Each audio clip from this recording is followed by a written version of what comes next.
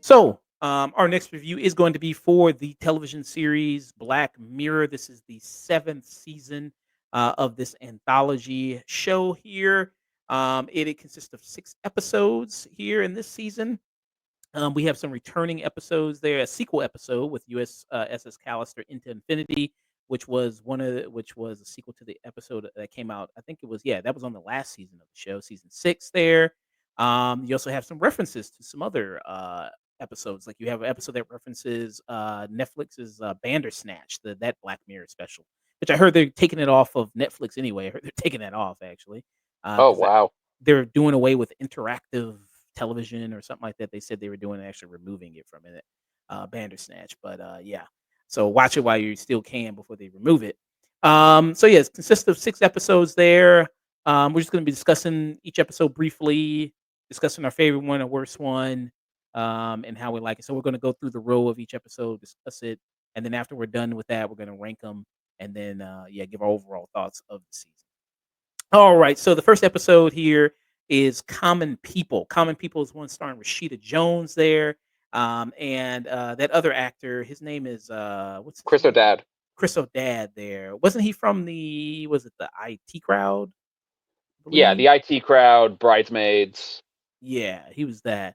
He's that actor there. Rashida Jones, she's been in things, Parks and Recreations. She was in. She had a huge role in that. So a lot of what Common People about is so there's this world there that these characters live in, where they can basically there's a company that can help keep people alive even if they've had a serious accident or something like that by putting on this device here that helps basically restart their brain in a way and basically keep them alive. But as they soon and they think at first it's this miracle thing. Chris O'Dowd, when his wife goes gravely ill and then she needs this, he thinks it's a godsend. He's like, "Oh, thank God, my wife can get this technology, and then I can have her with me again and be with me." But then he learns that there's all these different fees and different prices. And he just works a normal construction job. She's just a teacher. They don't have that much money. And he's like, "How am I going to afford all these payments?" It's forcing him to work all these different shifts, and then even when he works all these different shifts and pays for the base model of this subscription service he has that his wife has now with this technology, it requires him to upgrade. So if they want to leave their little small town and go elsewhere, they have to upgrade to the premium package. And if they want to add this, and then all of a sudden she learns that she gets random ads start playing that she has to repeat. And then if they want to get rid of that, they have to upgrade for that, and they have to do all these various upgrades and all this, and pay all this money, and that forces Chris O'Dowd's character to go down some dark roads in order to make those payments until unfortunately it's just too much. What's your thoughts on Common People?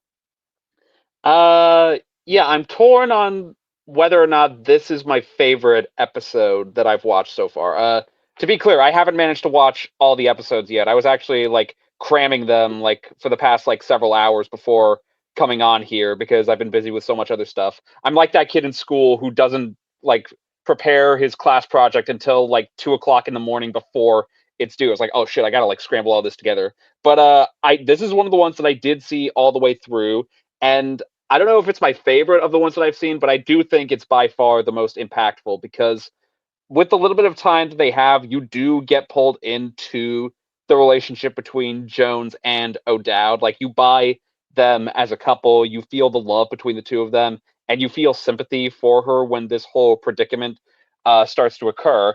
And you sympathize with him even more when you see how far he's willing to go to try and make her life easier and try to keep her around and make her happy. And it causes when stuff does start to go wrong more and more and the obstacles do start to pile up more and more, you feel a sadness as the episode really progresses, and when it gets to its conclusion and how far O'Dowd has gone and what the consequences that Jones has suffered as a result of her predicament. It's really emotional, heavy stuff, and the two of them do such a good job of carrying that and conveying that across the entirety of the episode. And it's a really good chance for them to show off their dramatic chops because they are mostly known for comedy, I feel like, and this is a chance for them to sort of break away from that and show that they can do more than just make you laugh. They can also tug at your heartstrings in a really effective way.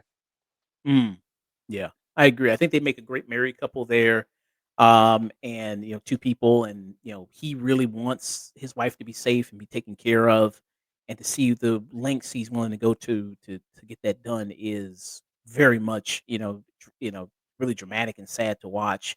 There of how far he has to go to do that to make these payments.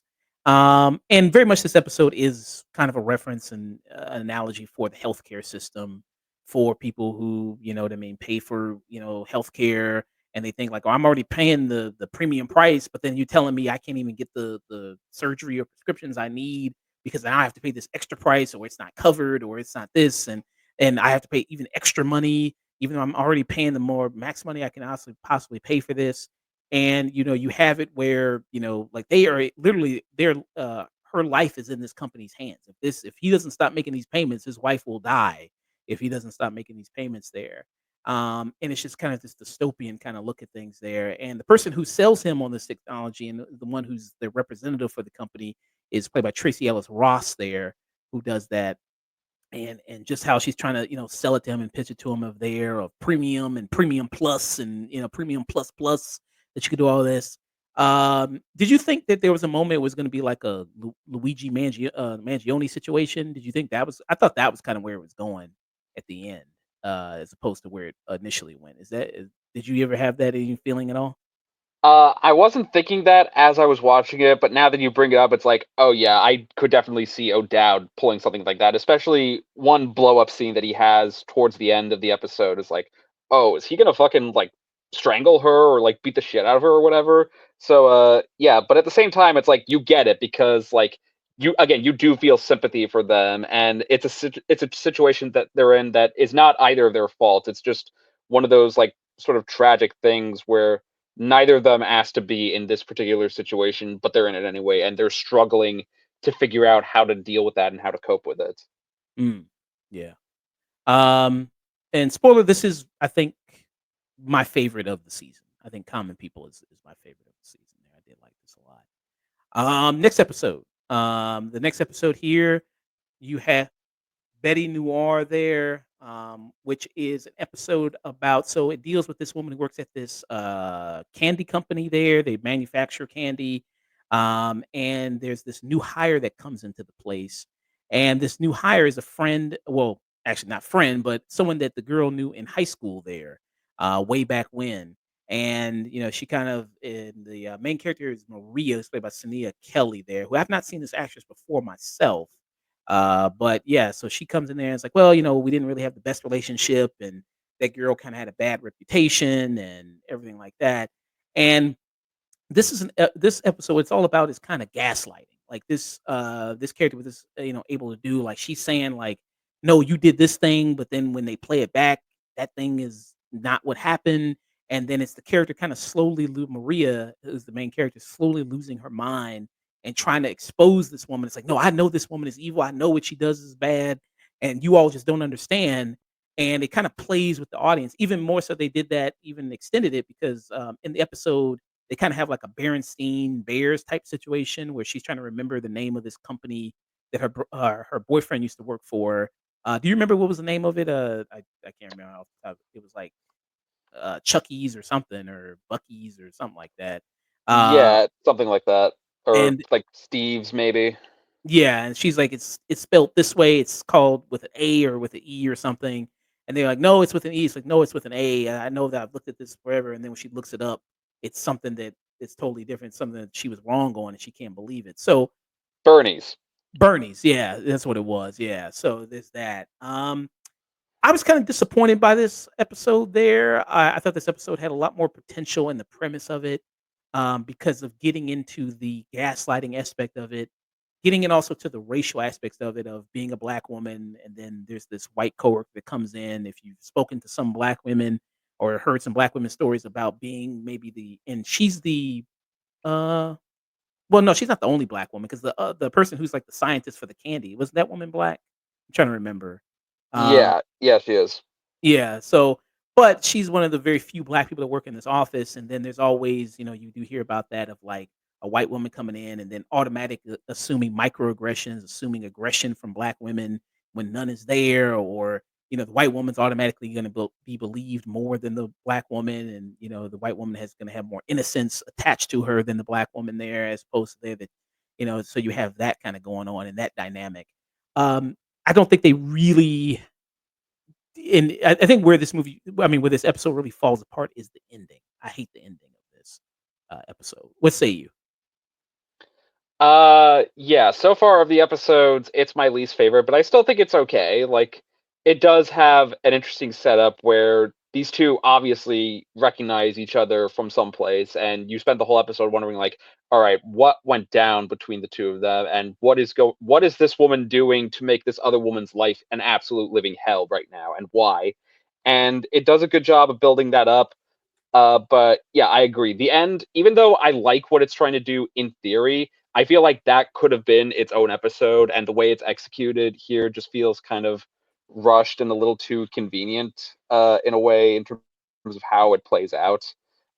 So yeah, not one of my favorite episodes, but I don't think it's that like awful either. It's just kind of like, it's all right. I would say it's battling for my worst episode or second worst episode of this season. I think a lot of missed opportunities here for this, of what they could explore and what they could kind of do there. The ending is really, I think, what kills this episode a lot. Of it, like I said, that explain the dynamic between white coworkers, black coworkers, the gaslighting, all that kind of thing going on there, and what's happened. Yeah, I just thought it was kind of a missed opportunity there for me. Um, the next episode, that you have here, is Hotel Riviera. So this episode, for a lot of people, this is the worst episode. I think I heard a lot of people talk about it. Interested in hear your thoughts on it, see if you agree. So this is episode starring Issa Rae and Aquafina here, and it's kind of dealing with AI technology. Especially, this is relevant now because of a lot of Hollywood movie studios using AI, bringing back actors from the past that have been dead and putting them in movies. Here you have a situation where they're going to remake a Hollywood classic, Hotel Riviera, this classic Hollywood film from seemed like from the 40s or the 20s. It seemed like around that era of film. And what they're going to do is they're going to put Issa Rae through technology. She's an actress, and they're going to put her inside the movie and basically remake the movie there again, except with her as the lead character. And then, even though Issa Rae, the main character in the original movie, is a white male and she's a black woman, the characters in the movie are only going to see her as the white male character from the actual thing. Um, then it's about, like, she has to actually play out the movie and follow it all the way to its conclusion. Because of course, with these things of like going to this virtual reality, they always do this thing where, like, if a character gets stuck in a virtual reality and they die there, then they die in the real world, and all this always happens there. What'd you think about this episode? I will say I think this, or the Betty Noir episode, was the weakest for me. What do you say? I have not seen it yet. I watched these episodes in a weird order where I watched them. I just grabbed like a random list and like sort of like that was sort of ranking the episodes. Just like, all right, I'll watch from best to worst. I don't know why I chose to do that in hindsight. It would have made more sense to go from worst to best. But or I guess like the best is like obviously the one like you want to hear people talk about, I guess, if you think about it. So I guess that makes sense. But yeah, I haven't seen the yeah, because I did hear from a lot of people that it's one of the weaker ones, if not the weakest one. But I'm willing to give it a shot. I like Issa Rae. I like Emma Corrin, I think is in this episode. And I Yes. like and when she's used properly, I like Aquafina. Uh, when she's not voicing a cartoon animal, I like her quite a bit. Yeah, Emma Corrin, she plays the lead actress, the love interest from the original film. And people just saw her. She was in Deadpool and Wolverine. She was the antagonist in that film. Uh, Nosferatu. yes, also, yeah, Nosferatu, yeah, also that. Yeah, I mean, I think I'm because this was also another setup of a good premise of like what AI technology and its use on film, and should they be doing it? Should they not be doing it? Does it really enhance anything by doing this, of this classic film, and changing it in this way by adding AI to it? Does it disrespect the legacy of the film? It doesn't really too much, I don't think, get into that and explore that in any way. And then there's this love story that comes in between Issa Rae and the Emma Corrin character, that there's a moment where they get kind of stuck there for a while. because like the system goes down and they're stuck there for presumably over a course of like a few weeks or maybe over a month, and it causes them to bond. I just didn't believe like because the bond that's created there apparently is so strong that now Issa Rae doesn't want to leave this world and doesn't want to go back to her world. I just didn't fully believe that all the way. I was like, you're gonna give up your life to just go to this fake world, and even though they say like if you don't get out now, you will die. Like if you don't reach the conclusion of this movie, you will die if you don't do that. So I wasn't. It's it seems like it's trying to be that episode. Do you remember that episode? What was it called? San Junipero. That episode of Black Mirror. Yes, with I think it was Mackenzie Davis and Gugu Mbatha-Raw. I think were the two leads of that. Yeah, it seems like it's trying to do something similar to that, but it doesn't have as good writing or emotional core for me. Right. With that, and that's considered one of the best episodes in all of Black Mirror and all the seasons of the show. Hmm. Um, so I was kind of disappointed by that. Do I like this less than Fate anymore? Um I think it has a better ending than Betty Noir, so I would put it above it for me. Next up is Plaything is the next episode. This is the fourth episode here. Now this is the episode I was talking about that reference. Did you see this one? Yeah. So this is referencing the Bandersnatch as a connection to that one, where you have a video game creator there who works there, and he gets a task assignment from the Will Poulter character who was in Bandersnatch. Gets a task from him and says, you work on this video game, and it turns out there's like this artificial life forms that are in this game that he has to like take care of and manage.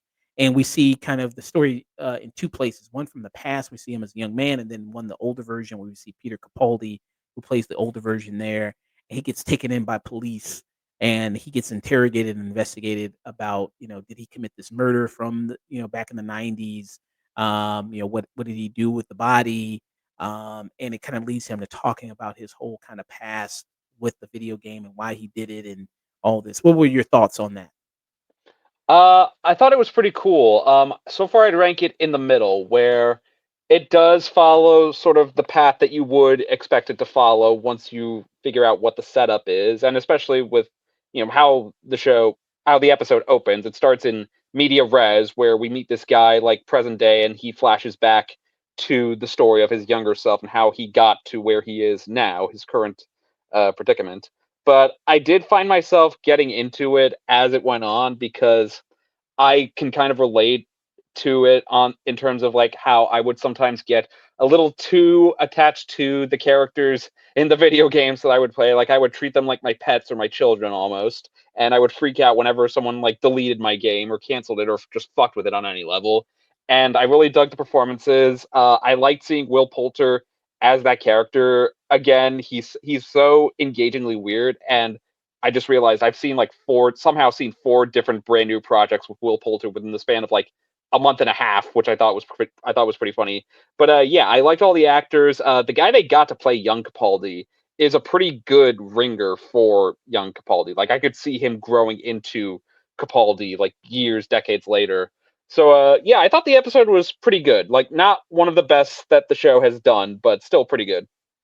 Yeah, this was like one of the mediocre episodes of this season for me. I was kind of like, yeah, it's all right. I wasn't really too hyped about it, too like big about it. I was like, okay, it's just kind of fine. This kind of story about the kind of the game and these artificial kind of creatures, everything like that, was somewhat interesting. I thought there, and Peter Capaldi, I mean, he's a good veteran actor, so when he does the whole breakdown and the reveal of like his whole plan, I thought that was really good and where it kind of led to there. And it leads to kind of possibly a setup for another sequel episode of this and following this kind of character, which is like, okay, I'd be interested to see that. But it's nothing too exciting. It's nothing like a very memorable episode of Black Mirror, I would say, for me. It just was kind of just, yeah, like you said, in the middle there. But good job at I think, showing the past and then showing the future. I think it bounced back between those 2 things. I think it did a good job there, with that.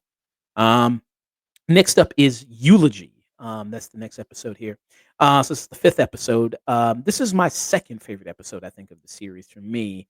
And it's another kind of very depressing type episode, much like Common People. You have, first of all, a great actor in Paul Giamatti in this, who's the lead of this. So it involves a man there who is has a gets a gift, and this gift is like this technology that allows him to basically recreate all his old memories again, and goes through like he's able to kind of like step inside these old photographs, he's able to look at them, and with this technology, they're able to give this whole entire world view of like all the elements of that photograph. He's able to kind of really fully step in and relive all those old memories again. And he's doing that because the funeral of his ex-girlfriend is coming up, and he's trying to decide, the person that invited him to the funeral is trying to decide whether or not he should come or not, and whether or not he has anything to really add anything, or to give there, hence the title eulogy there. Um and I thought that, great performance from Paul Giamatti, and then the person who's like the person who's the AI, who's walking him through it, is Patsy Fernan there, who's called the guide in this. And we actually just recently saw her. She was in Mickey 17. She was that in Mickey 17 there as well. And I think she was also really fantastic, and the way they kind of play off each other is really great. So I absolutely really love this episode, and you get to kind of learn about his whole history of with this woman and what happened and everything like that. I thought that was all real well done. Will you get a chance to see this one? I'm halfway through this one, but so far what I'm seeing, I'm really digging. It's a great concept, and they're doing a lot of good stuff with it, and it's hitting similar to the episode with Chris O'Dowd and Rashida Jones. It's hitting a lot of emotional beats really, really well, and Paul Giamatti is fantastic. Like he's another one of those actors who can elevate basically anything you give him, except for Rhino. I just remembered, but whatever. Let's forget about that. And also Lady in the Water. But let's aside from those two, like he can do basically anything and execute it really well, and that's what he does here. He's fantastic. Yeah. Yeah, I love this episode, with this one there. I could see it being remembered along with some of the greater Black Mirror episodes. I think it's really that good, with it. And yeah, I mean, this technology that really allows you to see this and just to follow the history, because there's like, you think with memory, how memory kind of works. It's like, oh yeah, no, for sure this happened this way and this would happen. But then when you actually able to kind of relive it again, like this opportunity, it's like, oh no, wait, it didn't happen like that. And I thought that was kind of really great there, how kind of your memory plays tricks on you there, and you remember it one way and it's not. And I thought that was all excellently well handled. I mean, like you said, Paul Giamatti, excellent veteran actor. And he always usually cashes in a great performance there. So, and it's just mainly him and then the guy. That's basically who you're really seeing through all this episode, and it's really focused on that, which I thought was really great. Um, yeah, and then to the last episode of this season, which was USSS Callister Into Infinity. And were you a big fan of the first one? Oh yeah, absolutely. Okay, and I love the first one as well. That happened in season 6 there. I thought that was really great. It's their Star Trek kind of episode there.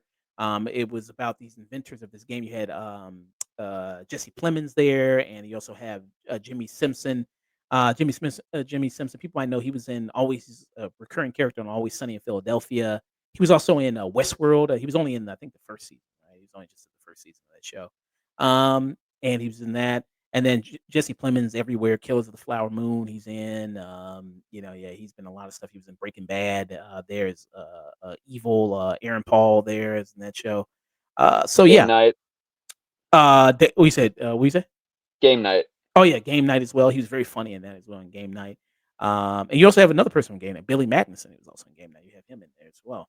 Um, so you had it where, this guy, Jesse Plemons, was basically being exploited by his friend there. Jesse Simpson plays Walton into making this game, and this game is obviously hugely successful. This USS Callis game, which is basically like a Star Trek game. It's a Star Trek kind of seems like an MMO, but you can go into it in kind of this virtual reality aspect. And we see now the crew there of the people with led by Christina Melati, who we just recently saw, who won a bunch of awards for her performance as Sophia Falcone in the Gotham series there, is leading these crew of people who are replicants of the people that Jesse Plemons worked with at his job, that mistreated him and that he made clones of them, and basically as a way to torture them in this virtual reality game, to do that. And she was, now that they killed his character off in the first episode, she's the one leading them and trying to survive in this game, because now they stepped out into the game world when it was just like at first an isolated thing. And in this game world, they're competing against other players trying to kill them. They think they're just other players as well. And but if for them, if they die there, that's it for them, and they die permanently. So they're trying to find a permanent solution in which they can be safe there. What'd you think about this episode? Yeah, I really dug this. It's a great follow-up to the first USS Callister episode, and it also expands. It does what a great sequel should do, which is expand on the world that was already established in ways that make you go, "Oh shit." And what this does, in addition to putting your characters through new challenges that they didn't have to go through previously, but yeah, this goes in some directions that are really trippy and you might initially struggle with at first, because at first I was like, all right, this is pretty good, but oh, it feels kind of all over the place. But then it sort of clicks what the episode is doing, and you realize like, oh, this is like really like expanding the world of this specific episode in a really cool, out there, and complicated way that's really working wonders. And yeah, the shit that gets revealed and what these characters end up having to do, and certain alliances that they end up having to make with each other, and certain encounters are really, really cool to watch. Yeah. Yeah, I like that a lot. And then seeing kind of what happens because in their effort to try to break out of this, because you have Christina who plays kind of a dual role, her in the virtual reality, and then her real self in the real world, and trying to kind of work all those things out. That works really well. I think she does great there with that. And it kind of even sets up. I don't know. You think it sets up kind of another sequel episode with this? Oh yeah, absolutely. Yeah, so I'd be interested to see them kinda close it out with another one of these in the way it ending, which I thought the ending of it was also really good there as well with that. Yeah, this is the 3rd favorite for me of, this season, I would say. What about you? Where would you kinda put this one? Yeah, it's competing with the O'Dowd and Rashida Jones episode for me in terms of the best one. Like that one, I think is more emotionally effective, which might give it a slight edge. But this one is very like intellectually engaging in terms of like the stuff that it does and the new elements that it introduces that weren't present in the previous episode, and it makes you want to see more of this particular like side of the Black Mirror multiverse, I guess. Like this is one of the few multiverse things that I'm actually like genuinely like curious about, and I think this episode and a lot of the other episodes are a testament to that, because there are so many different stories and to offer, and different characters for you to sort of get invested in what they're going to do, whether they're a good person or a bad person, which is one of the beauties of the show. Mm, yeah. Any, like, kinda big weak spots for you with this episode, or Again, at the beginning, I thought it took a little getting used to, just because of the structure of it and how many different new elements they were introducing. But once I got my head around it, I really ended up getting into it. So Mm, it's not that big a problem. yeah, yeah. I thought it was strong episode, strong sequel. I think I maybe still prefer the first one more, than this one, but still not a I don't think it's not a super lesser version of it, which I think is what you want. Yeah, so I think this is the 3rd best of the season. For the episodes you saw, how would you rank them? Uh, I would go. I'm getting the list up right now. Number one for me would probably be Common People. Mm, Then two would be USS Callister into Infinity. Uh, if Eulogy keeps going the way I think it's going to go, I feel like that's going to be either number three or bump its way up to number two. Uh, but I'm going to take that off the list. Make it simple. Number one is Common People. Number two is USS Calendar. Number three for me is Plaything, and then number four is Betty Noir. okay. Uh, so yeah, I've still got an episode and a half to go through, but that's my ranking for right now. Yeah, for me, I'd go Common People, then I'd go Eulogy. Actually, I'll do Eulogy first, Common People, then USS Callister into Infinity. Then I would go with Plaything. Then I'd go with Hotel Riviera, and then Betty Noir would be the dead last one for me.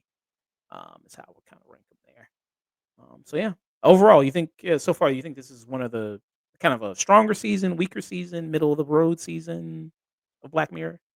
I think it's somewhere between middle of the row and higher tier. Like it's tough to pick a favorite. Like I think the last season, season 6, might have been my favorite because there was so much good stuff in each episode. But this is a still pretty good season so far. Yeah. Do you think because I remember it seemed like there used to be a lot of bigger hype about a new season of Black Mirror coming out. Do you think it's lost some of that? Like, you think it's still Maybe there? maybe a little bit. I feel like also because just the way that Netflix works, the seasons do just kind of end up sneaking up on you a lot of the time, and they also release so much stuff at time that it's easy for this to sort of get lost. So I think that plays a big part of it. Mm. Yeah. So yeah, that was our thoughts on Black Mirror. I think overall for me, I think it's more of a yeah, kind of a middle of the road season. Like some anthology shows, always it's like episodes. It's gonna be a mixed bag. Like you get some that are really great, some that kind of middle of the road, some are just not that good. I'd kind of give it a like a low, like kind of a lowish kind of middle tune in for me because I think Eulogy, Common People, and U.S. Callister kind of save it from the weaker ones like Hotel Riviera and Betty Noir, and kind of just play things there. So I think it kind of saves that. So out of the six, three I really liked, and then you had kind of one I was kind of okay on, middle, and then two were kind of for me. So yeah, what would you give? Well, I'll let you finish it, but I don't want you to give a rating there. I'll let you kind of finish the whole thing. Hmm. Yeah. All right.